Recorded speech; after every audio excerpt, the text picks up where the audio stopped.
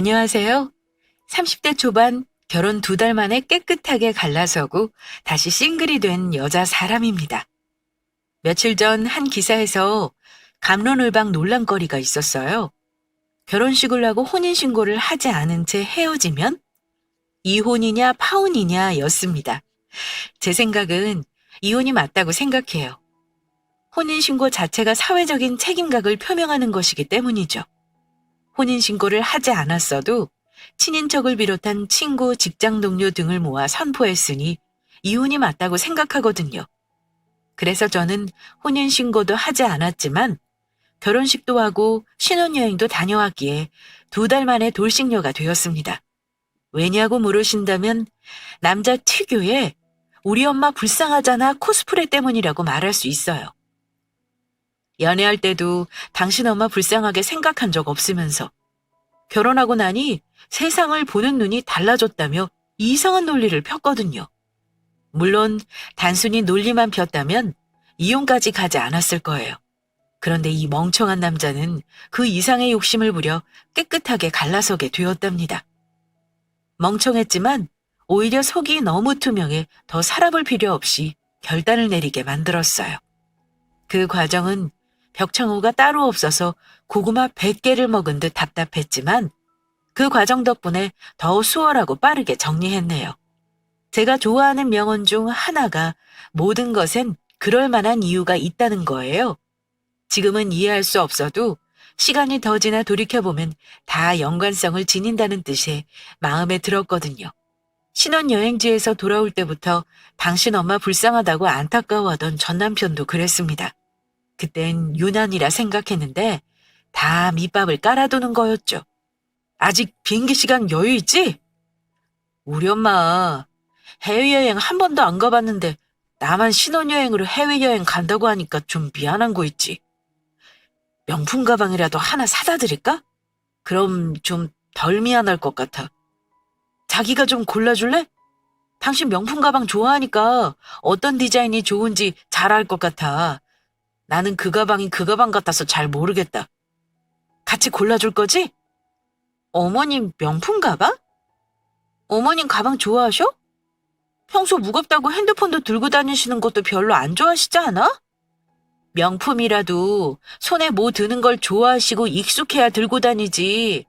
내 친구들 중에도 뭐 드는 거 귀찮아 싫어하는 애는 명품 가방이 아니라 명품 할애비를 준대도 싫대. 귀찮고 무거워서. 어머님도 그러면 어쩌려고? 에이, 그런 게 어딨어. 아무리 드는 게 무거워도 몇백 하는 명품 가방이면 자랑하려고도 들고 다니겠다. 설마 우리 엄마한테 가방 사주는 거 돈 아까워서 그런 소리 하는 거 아니지? 그런 거 아니면 해외여행도 못 가본 우리 엄마 명품 가방 하나 사주자. 장모님은 지난달에도 해외여행 다녀오셨잖아. 계속 마음 쓰여서 그래. 어? 지금 시간 그러면 돌아오는 길에 사도 되고 여행 간 공항에서 사도 되고 어? 신혼여행을 떠나기 위해 수속을 마치고 면세점 쇼핑을 하고 있었습니다. 보통 해외여행을 계획하면 사고 싶은 물품은 인터넷으로 주문하고 찾아가잖아요. 저 역시도 쇼핑할 시간이나 물품을 정리할 시간이 부족해 필요한 것들은 미리 주문하는 편이었어요. 괜히 여행 떠나는데 이것저것 힘들게 짐 빼고 싶지 않았거든요.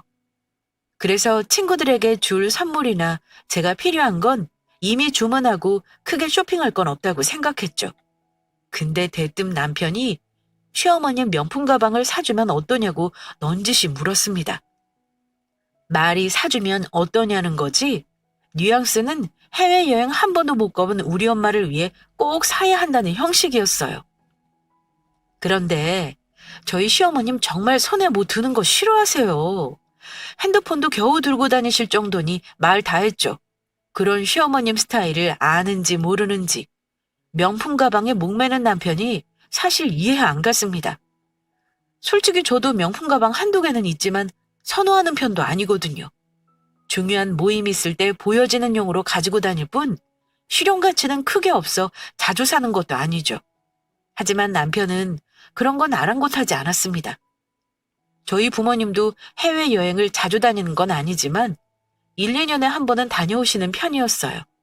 그래서 남편의 관심사는 불쌍한 우리 엄마였죠. 생각지 않은 가방을 몇백 주고 사는 것도 마음에 안 들었고 시어머님이 좋아하실지도 모르는데 남편은 막무가내였어요. 꼭 신혼여행 갈 때 사는 게 아니더라도 귀국할 때 사도 괜찮으니 사드리자며 저에게 답을 듣기 원했습니다. 글쎄, 어머님이 좋아하신다면 한 번은 생각해 볼 수 있는데 확실하지도 않은데 예상에 없는 몇백 사용하는 건 좀 그래. 아무리 우리 엄마가 해외여행을 다니셨다 해도 우리 엄마는 안 사드리고 어머님만 사드리는 건 역시 형평성에 어긋나는 것 같고 정 사드리고 싶으면 국내에 들어가서 어머니께 물어보고 적당한 걸로 그때 생각해보자. 한두 푼도 아니고 덜컥 살 정도로 우리가 여유 있는 건 아닌 것 같아. 내 말 무슨 뜻인지 알지? 아이, 가방 하나 사드리는데 그게 그렇게 형편 논할 일이야? 자기도 있고 장모님도 있는 명품 가방 우리 엄마는 하나도 없는데 우리 엄마 불쌍하지도 않아? 면세점이 일반 백화점보다 저렴하니까 한 개 사가면 좋잖아. 어머님도 없으면 당연히 사드리자고 하겠지. 근데 자기랑 우리 엄마 장모님이 이렇게 내 가족에겐 유일한 여자 셋인데 우리 엄마만 명품 가방 없으니까 속상해서 그러지. 내 맘도 몰라주냐? 사실 이때 예감을 좀 했어요. 원래 사연을 즐겨 듣는 건 아니었는데 결혼을 앞두고 결혼에 관한 이야기, 시댁에 관한 이야기를 들으면서 내게도 일어날 수 있는 일이라 생각했거든요.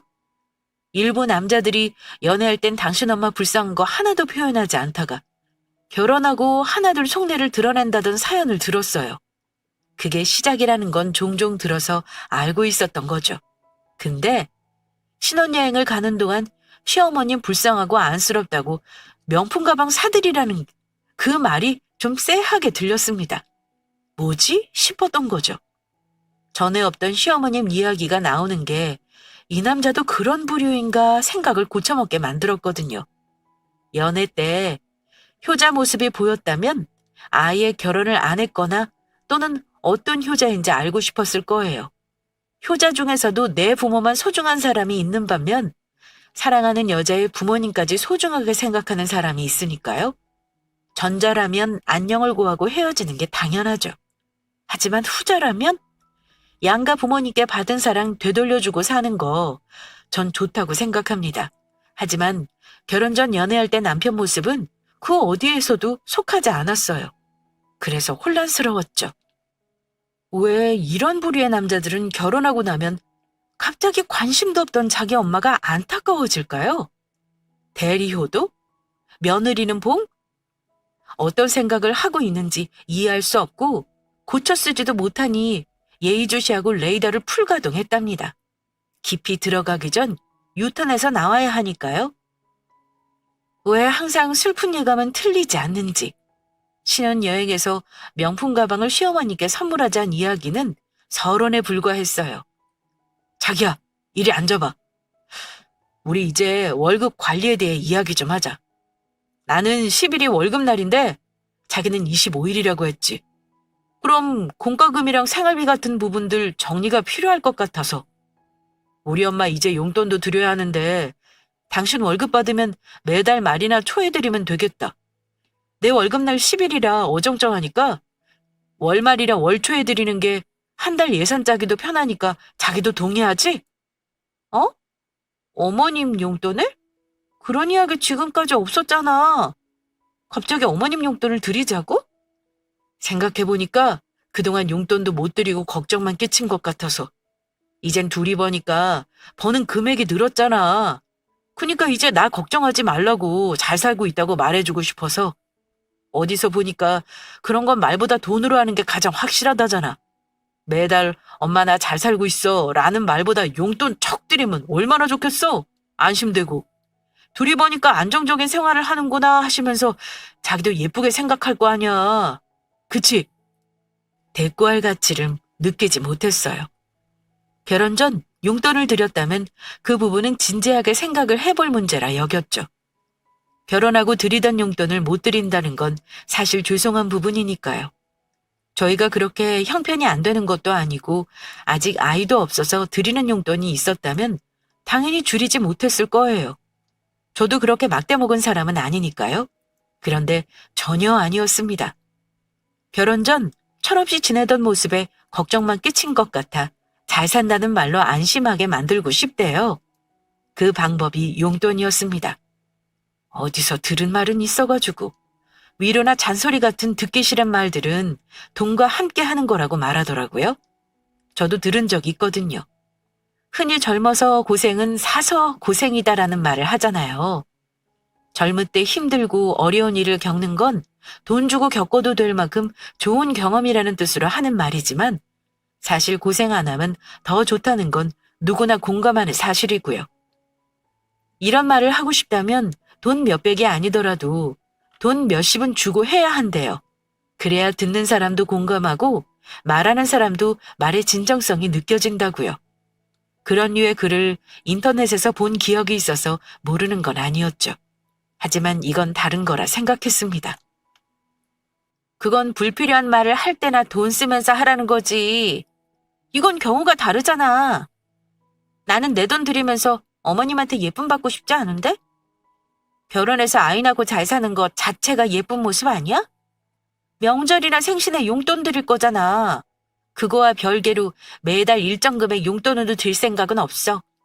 당신 우리 지금 사는 집 70%가 되추른 거 알고 하는 소리지? 둘이 벌어도 나가는 돈이 더 늘었는데 어떻게 용돈을 고정으로 드리자는 말을 서슴없이 하는지 솔직히 이해가 안 간다. 왜 또 이해까지 하려고 해? 딱 봐도 눈에 보이잖아. 우리 엄마 고생한 거. 장모님하고 다른 인생 살아오신 거. 당신도 봐서 알지 않아? 똑같이 자식 낳아 키웠는데 결과가 다르잖아. 이제 나도 결혼해서 안정적인 삶을 살기 시작했으니까 우리 엄마도 달라져야지. 안 그래? 혹시 말이야. 나 모르게 연봉을 났어? 뭐 그랬다면 그 오른 금액만큼 어머님 용돈 드린다는 건 뭐라 안 할게. 예상했던 범위보다 당신 말대로 수입이 늘었으니까. 뭐 그 정도는 나도 이해하도록 해볼게. 그런 거야? 뭐야. 안쓰러운 우리 엄마 용돈 주려면 내 월급이 올라야 해? 그래야 줄 수 있을 정도로 우리가 못 사는 거 아니잖아. 나가는 돈이 많아도 결혼 전보다 내 월급의 2배 이상 수입이 늘었는데 어떻게 엄마한테 매달 용돈도 못 드리냐? 그게 말이 돼? 아무리 나가는 돈이 많아도 월급 다 쓰는 것도 아니고. 남편이 워낙 당당하게 시어머님이 불쌍하다고 안쓰럽다고 용돈을 드렸으면 하길래 전 혹시 저 모르게 연봉이 올랐나까지 생각했어요. 생각하는 것처럼 정말 총 수입이 늘었다면 그 폭이 얼마든 결혼해서 환경이 좋아졌으니 혼자 계신 엄마 생각할 수 있겠다고 싶었죠. 물론 속에선 천불이 나고 뒤엎고 싶을 만큼 이해가 안 되었지만 그래도 전 대선에서 좋게 마무리하고 싶었습니다. 그래서 제가 이해할 수 있는 적정선의 범위에서 남편에게 말을 꺼낸 거죠. 혹시 저 모르게 연봉이 올랐으면 당신 의견에 동의하겠다고요. 그런데 돌아오는 답변은 역시나 아니네요. 남편 월급이 저보다 200만 원 정도 적어요. 그러니 남편 입장에선 자기 월급보다 2배 이상 수입이 늘었고 아무리 나가는 돈이 많아도 시어머님 용돈 줄 정도로 넉넉하다고 생각하는 것 같았습니다. 이건 제가 어떻게 할 수 있는 부분이 아니었어요. 말도 안 되는 개 논리를 펴니 아예 말도 못 꺼내게 선을 그어야겠다 생각을 정리하고 있었죠. 더 이상 이야기하면 나 화날 것 같아? 하루살이야? 평생 그만한 집에서 살고 아이도 안 낳고 노후 대비도 안 할 거야? 앞으로 갈 길이 먼데 대체 다달이 어머니께 용돈을 무슨 수로 준비한다는 건지 모르겠어. 혹시라도 내가 임신해서 아이 키우며 일을 못하게 되면 그땐 어쩌려고 그래? 벌 수 있을 때 저축도 하고 혹시 모를 상황도 대비해야 하는 거 아니야? 당신이 어머님 용돈 드리고 싶으면 투잡이라도 해. 일찍 퇴근하니까 밤에 대리운전이라도 해서 그 월급 고스란히 드린다면 내가 그건 터치 안 할게. 그만큼 어머님 안쓰럽게 생각하는 당신 진심을 봐서라도 그게 아니면 더 이상 어머님 용돈 이야기 거론하지 마. 더 이야기하면 나 화낼 거야. 그런데 남편은 그런 저의 생각과 다르게 넘지 말아야 할 선을 넘고 말았습니다. 정말 언감생심도 유분수지. 결혼이라는 제도 하나로 남의 돈을 꽁으로 넘보더라고요. 왜 제 수고와 노력이 고스란히 시어머님에게 가야 하는지 말하는 면상을 한 대 휘갈기고 싶었답니다. 생각해보니 당신 말이 맞다. 당신 몸도 약해서 임신하면 회사 제대로 못 다닐 수도 있고 그때 용돈 못 드리면 또 걱정하실 수 있으니까. 용돈은 우리가 어느 정도 저축하고 나면 드리는 게 맞는 것 같아. 당신 말이 맞아. 그래서 하는 말인데 그럼 앞으로 용돈 드리는 것도 아니니까 결혼하고 처음 받은 당신 월급 우리 엄마한테 주는 건 어때? 앞으로 매달 드리는 것도 아니고 이만큼 우리 많이 벌어 잘 살 거니까 걱정하지 말라는 의미로 말이야. 이건 괜찮지? 신박한 논리를 펴는 남편을 저는 가만히 쳐다보고 있었어요. 대체 어떤 뻔뻔함을 가지면 이런 말을 할 수 있을까 싶었거든요. 솔직히 결혼하고 그동안 용돈 드린 적 없으니 조금 쪼들리더라도 남편이 자기 월급을 드리고 싶다고 말했으면 그건 고민해 봤을 것 같습니다. 물론 앞으로 그런 일 없다는 전제 하에서요. 그런데 이건 도를 지나쳐도 너무 지나쳤더라고요. 평생 당신 엄마 용돈에 용돈은커녕 밥 한 끼 사드린 적 없으면서 본인보다 훨씬 많은 제 월급을 통째로 넘길 생각을 하다니 이건 누가 봐도 제정신이 아니라고 할 발언이었습니다. 그런데 남편은 아닌 것 같았어요. 그 전까진 제가 반대 의견을 따박따박 말하며 대꾸했는데 물끄러미 바라보고 있으니 제 생각이 긍정적이라고 느끼는 것 같았죠. 제 눈치를 살피더니 이내 말을 이어갔거든요. 사실 우리 엄마 고생 많이 했어. 자기도 알다시피 우리 엄마는 딸이 있는 것도 아니고 아들만 셋이잖아. 거기다 내가 첫째고 아들들이 딸처럼 살가운 것도 아니고 아버지도 살아생전 무뚝뚝해서 엄마 챙겨준 적 없으니 나도 자라면서 엄마 챙길 생각도 못했지 뭐. 그런데 당신 만나고 장모님 집에서 받는 대우 보니까 나도 생각이 달라지더라고. 우리 엄마가 불쌍해지고 말이야.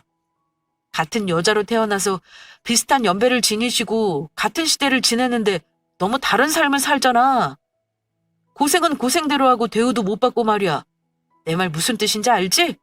그래도 아들 장가 잘 가고 며느리 잘 만나 첫월급 받으면 얼마나 대견하고 뿌듯하시겠어. 그치? 당신도 동의하는 거지? 우리 엄마한테 주는 거 하나도 안 아깝잖아. 그치? 왜 이런 부류의 남자들은 연애할 땐 하나도 그런 뉘앙스를 안 풍길까요?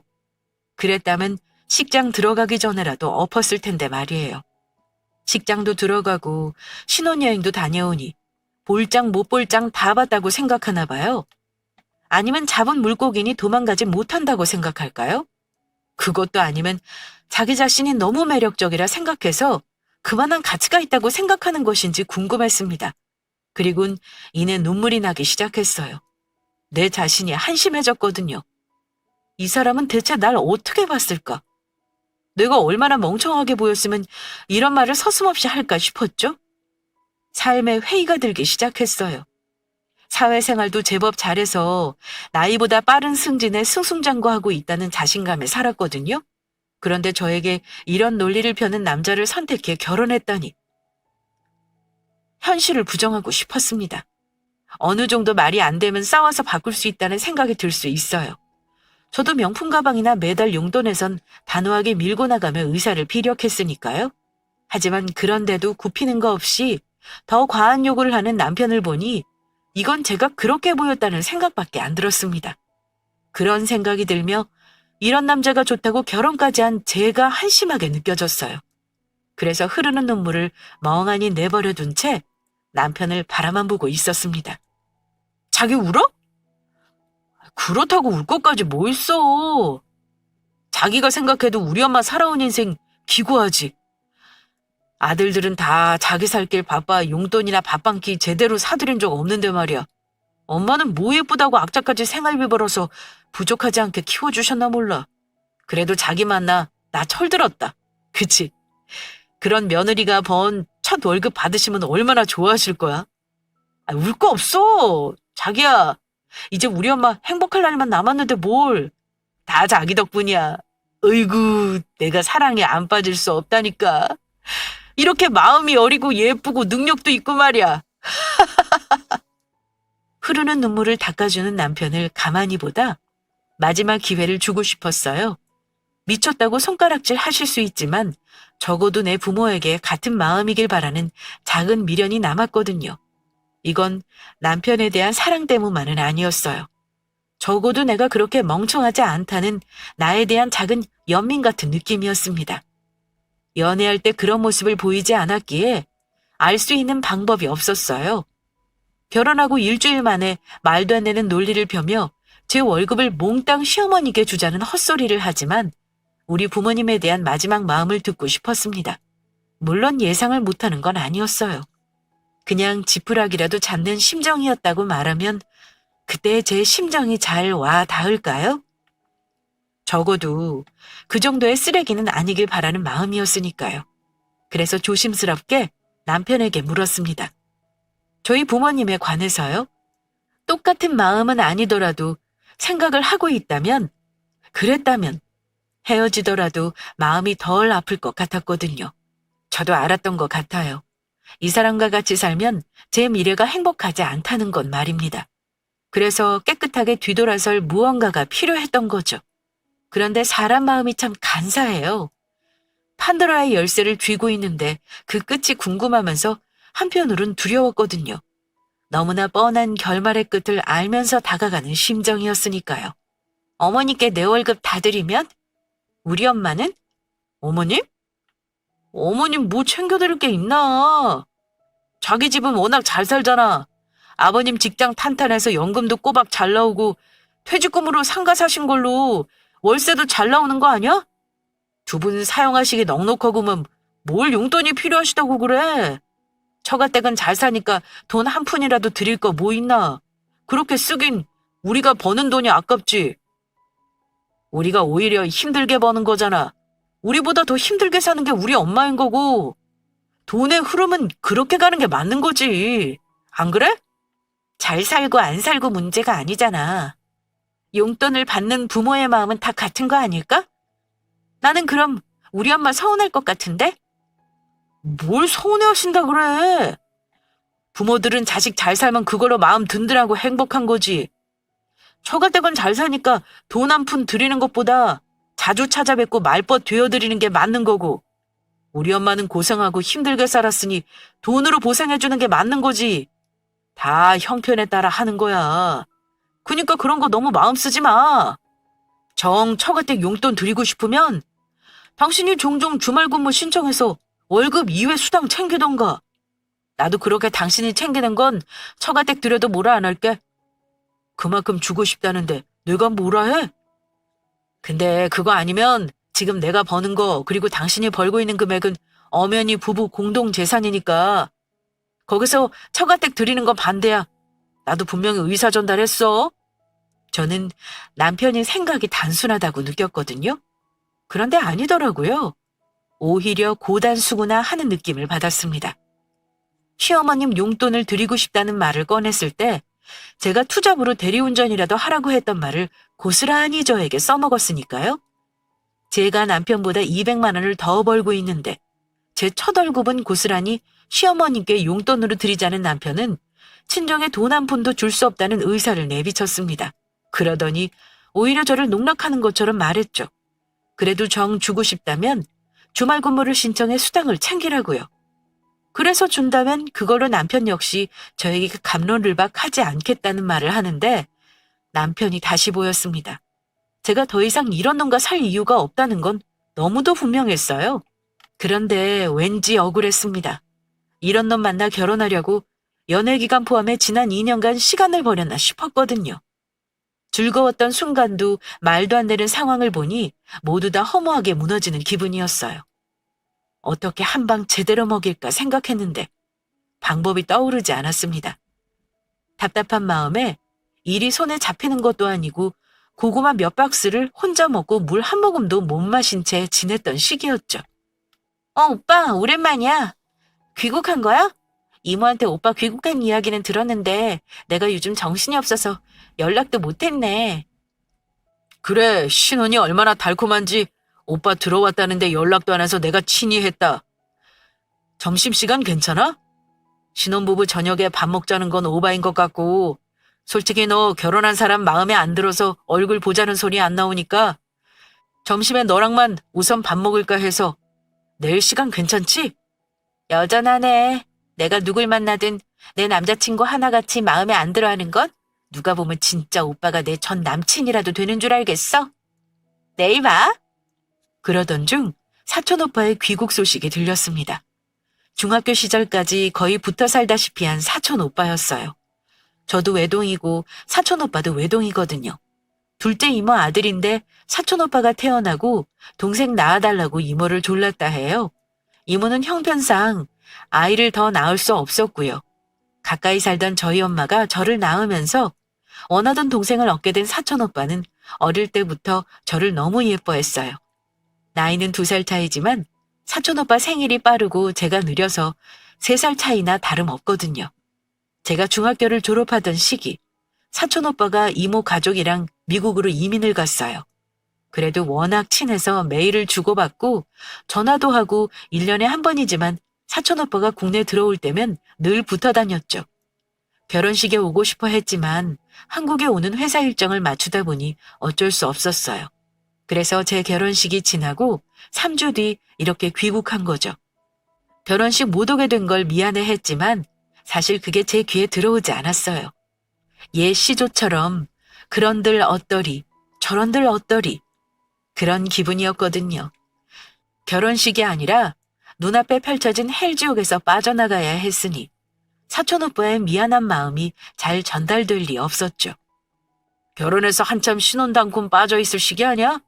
얼굴이 왜 이렇게 헬쓱해졌어? 가뜩이나 못생긴 얼굴 더 못나졌잖아. 왜? 장서방이 잘 안 해줘? 저녁에 불러. 되도록 늦게 보려고 했는데 만나서 혼내줘야겠다. 뭐야? 뭘 속상하게 하는데? 오랜만에 만난 사촌 오빠는 정말 든든한 방패막이처럼 굴었어요. 피식 웃음이 나면서 안도감이 왠지 모르게 들었습니다. 누구에게 말하기도 싫은 치부를 들추는 것 같았지만 사촌 오빠는 왠지 제 편이 되어줄 것 같았거든요. 오빠, 나 이혼하려고. 연애할 때 시어머님이랑 친하지도 않았고 지금까지 평생 용돈이 뭐야? 생활비 한번 드린 적 없으면서 결혼식 끝나자마자 시어머니 불쌍해 죽겠대. 신혼여행 가는데 명품 가방을 사달라 그러질 않나. 이제 결혼해서 안정적으로 사니까 다달이 용돈 드리고 싶다는 거 있지? 내가 대출받아 집 샀는데 그게 말이 되냐고 안 된다니까.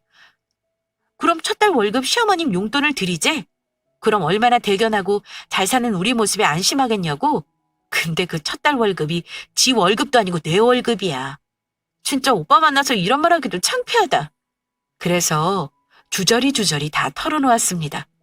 사촌 오빠는 묵묵히 듣고 있더라고요. 그러더니 제 말이 끝남과 동시에 제 머리를 한 대 쥐어박았어요. 이렇게 남자 보는 없어서 어떻게 하냐고 핀잔 제대로 들었죠. 남자는 남자가 보면 안다고 사진 보여줬을 때 인상이 별로라고 말한 적이 있거든요. 인성의 8알은 관상이라며 엄청 뭐라고 했었죠. 사실 사촌 오빠는 제가 남자친구 생길 때마다 안 좋다고 말해서 모든 남자친구를 다 보여줬던 것도 아니에요. 그래서 결혼할 때 남편이 별로라는 이야기를 들었어도 그러려니 지나쳤죠. 사촌 오빠는 어떤 남자라도 다 제가 아깝다고 생각하는 사람이었으니까요. 그런 오빠가 저녁에 남편과 같이 보자고 말했습니다. 단, 조건을 하나 붙였어요. 사촌이라는 말 하지 말고 함께 보자고요. 그래서 알았다고 답하고 남편에게도 전달했습니다. 당신 오늘 저녁에 시간 괜찮아? 왜? 무슨 일 있어? 아니, 오랜만에 연락 온 지인이 결혼식에 못 왔다고 미안해서 밥 한 끼 사고 싶다는데 당신 시간 괜찮은가 해서. 그래? 그럼 가야지. 나는 세상에서 제일 맛있는 게 누가 사주는 밥이더라. 어디로 가면 돼? 오만정이 다 떨어졌다는 게 이런 순간을 두고 말하나 봐요. 사실 세상에서 제일 맛있는 밥은 남이 차려주는 밥, 남이 사주는 밥이라는 건 저도 동의합니다. 그런데 그 말이 남편 입에서 나오니까 느낌이 달랐어요. 진상도 이런 진상이 또 있을까 싶었거든요. 어떤 지인인지도 묻지 않더라고요. 밥 사줄 정도니까 친하다고 생각하거나 저를 아낀다 정도로 여기는 것 같았어요. 뭐 둘 다 틀린 말은 아니죠. 그렇게 저녁 식사 자리에 저와 남편, 그리고 사촌 오빠가 처음으로 마주보고 앉게 되었습니다. 안녕하세요. 처음 뵙습니다. 김혁진입니다. 우희에게 이야기 많이 들었어요. 어릴 때부터 친남매처럼 가까이 지낸 사이였는데 제가 미국으로 이민 갔다가 귀국한 지 얼마 안 돼요. 결혼식 날짜 맞추려 애썼는데 생각보다 쉽지 않아서 이렇게 뒤늦게 인사드리네요. 아, 네. 안녕하세요. 전 우희에게 한마디도 듣지 못했어요. 이렇게 근사한 지인이 있는 줄은 몰랐네요.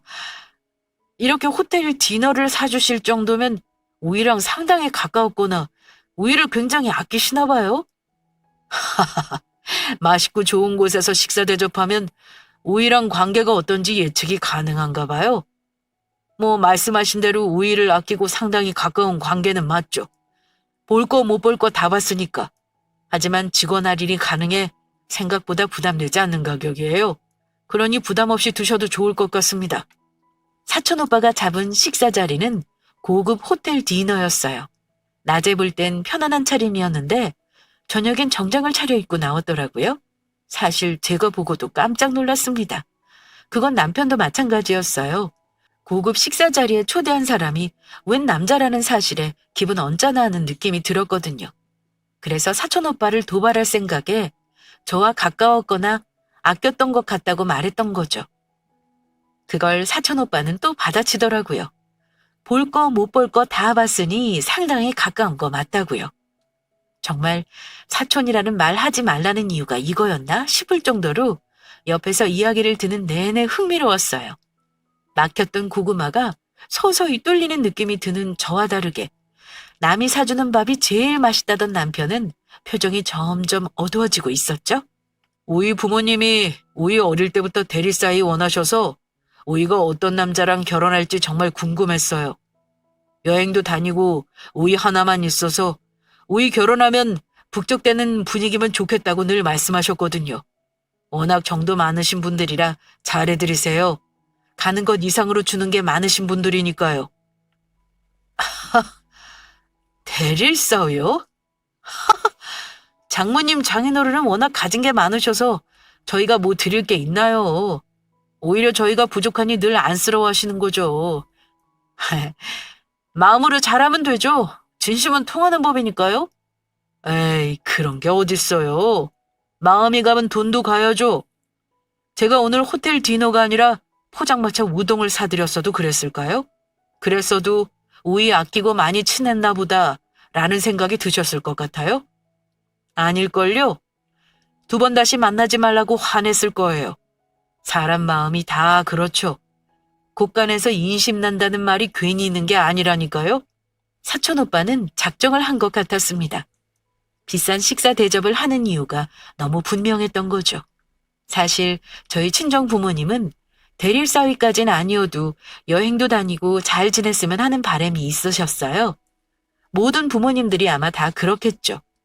자식이 결혼했다고 남이 되는 건 아니니까요. 정말 결혼을 잘하면 없던 딸이 생기고 없던 아들이 생겨 더 행복해질 수 있잖아요. 거기엔 당연히 금전적 여유가 더해져야 한다는 게 사촌 오빠 이야기였어요. 가난하면 돌볼 마음도 안 생기고 곳간에서 인심난다는 옛말이 괜히 있는 게 아니라고요. 그 말을 듣는 전 진짜 속이 뻥 뚫리는 것 같았습니다. 남편이요? 상당히 불편한 티를 냈어요. 하지만 사촌 오빠는 그런 건 아랑곳하지 않았죠. 며칠 전 한 기사를 봤는데 혹시 보셨어요? 한국 남자들 대리효도에 목맨다는 기사였거든요. 요즘 기자들 진짜 돈 쉽게 버는 것 같아요. 그런 이야기 나오기 시작한 게 벌써 10년은 더 된 것 같은데 말이에요.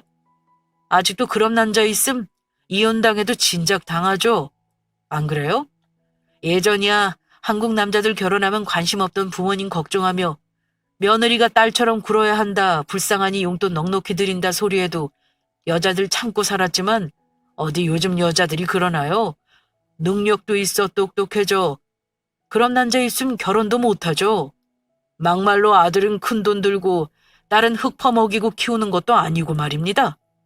딸 키우는데 돈이 덜 들어서 그러는 건 아닐 겁니다. 남자들이 왜 그렇잖아요. 살갑지 못하고 여자들처럼 마음을 헤아리는 능력이 부족하잖아요. 결혼하고 안정적인 가정 살면서 아내 위하다 보면 그런 대우 못 받고 지낸 자기 엄마가 불쌍하고 안쓰럽게 느껴질 수 있죠. 전 그렇게 생각합니다. 그쵸. 그런 생각 들 수 있죠. 그런데 문제는 그러면 본인이 잘하면 되는 거지 왜 애꿎은 아내 힘쓰냐는 거죠. 내가 못하니까 아내가 대신해라 라는 생각은 본인은 그럴 생각이 없다는 거잖아요. 결혼하려고 다정하지 못한 성격이 변해 아내에게 잘해줄 정도면 충분히 자기 부모님에게도 그럴 수 있는 거죠. 안 그래요? 거기에 더 못난 사람은 불쌍하니까 돈으로 어떻게든 보상하려는 경우죠. 이런 경우 100% 이혼하더라고요. 남자가 얼마나 못났으면 결혼 전 하지도 못했던 아내 등에 업고 하려는 건지. 기사를 보는데도 정말 한심하게 짝이 없더라고요. 대리호도 하려는 남자들 별로라는 말을 하는 사촌오빠에게 남편은 자기 생각을 말하더라고요. 남자가 여자들에 비해 살갑지 못하니 그런 마음 충분히 품을 수 있다고 말이죠. 그 말에 동조하는 사촌오빠는 그럼 본인이 해야지. 왜 아내 힘 빌어 하려는지 모르겠다며 한심하다고 한참을 기사 주제로 남편을 잘근잘근 씹었습니다.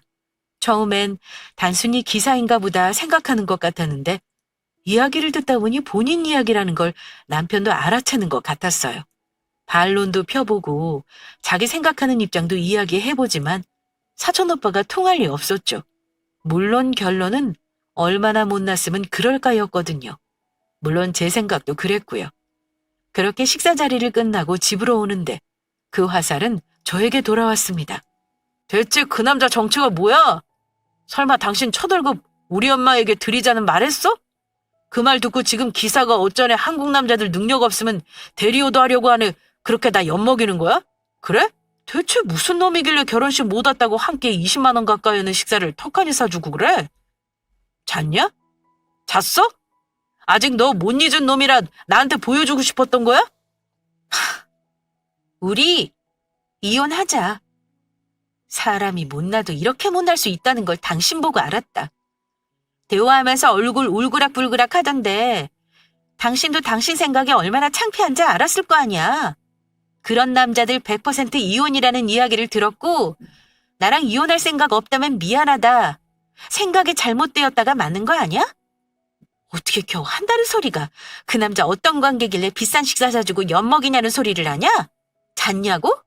잤냐고 물으면 같이 잔 세월이 너무 많아서 손에 다 꼽을 수도 없네. 네가 원하는 대답이 이거라면 됐지? 사실이죠. 사촌오빠와 잔날이 하루 이틀이겠어요. 거의 동고동락 하다시피 한 유년 시절 셀 수 없으니까요. 그 소리를 들은 남편은 저에게 고래고래 소리를 질렀습니다. 이혼 사유라고요? 제가 유책 배우자라는 둥 다른 것도 아니고 시어머님 용돈 주자는 소리에 이혼하는 부부가 세상에 몇이나 되냐는 둥 난리도 아니었어요. 그런데 이혼 쉽더라고요. 혼인신고를 하지 않았으니 사실혼 관계여도 법적으로 갈 필요가 없었거든요. 물론 남편이 악한 마음을 품고 사실혼 관계이고 어떻게 하려고 했으면 좀 번거롭고 시끌벅적했을 수 있어요. 하지만 그럴 배포도 없는 놈이었죠. 그렇게 이혼하게 되었습니다. 당분간 누굴 만나는 건 생각하지 않으려고요. 저 남자 번호는 바닥에 있다는 거 알았거든요. 사촌오빠는 앞으로 자기가 허락하지 않은 남자는 만나지도 말고 결혼 생각은 더더욱 하지 말래요. 그리고 지켜보는 괜찮은 놈 하나 있으니 6개월만 더 검증 끝나면 저에게 소개해주겠다는 말도 했습니다. 참 든든하죠? 요즘 벚꽃이 만발한 게 정말 이뻐요. 저에게도 봄꽃처럼 화사하게 만발할 날이 언젠가 올 거라는 기대감으로 짧고 굵었던 첫 결혼 생활 잊겠습니다. 긴 글 들어주셔서 감사해요.